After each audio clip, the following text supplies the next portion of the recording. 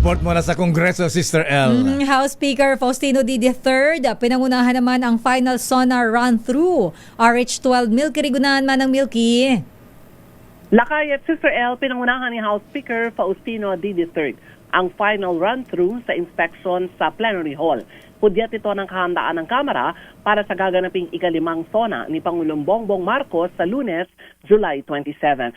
Ayon kay D, mahalagang araw na ito hindi lamang para sa pamahalaan kundi sa bawat Pilipino dahil ito ang pagkakataong magbigay ang Pangulo ng ulat sa kalagayan ng bansa at direksyon na ating tatahakin.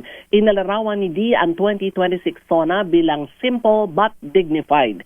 Kinumpirma din ni House Secretary General Cheloy Garafil. All set na ang preparasyon at ang pagtutuon ng pansin ay ang logistical concerns gaya ng seating arrangements for dignitaries at viewing rooms for guests na hindi na pwede ma-accommodate sa loob ng plenary hall.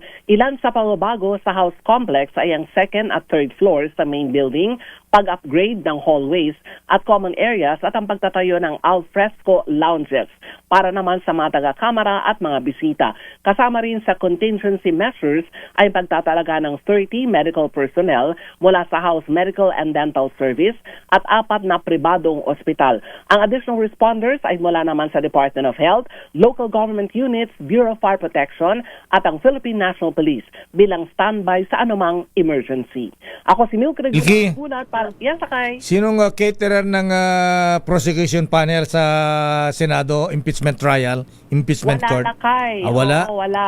Oo, kumpara doon, ay binabanggit siguro yung sulat ni VP Sara na President Wing Gatchalian. Alam mo. Ang tanong namin kagabi, yung mga miyembro ng prosecution, of course, kagabi sa presser si Congresswoman Jervil Luisto, sa pribadong prosecutor naman, Attorney Lorna Capunan, at syempre DS Deputy Speaker Janet Garin. Ang sabi ni Congresswoman Janet Garin, it's so funny.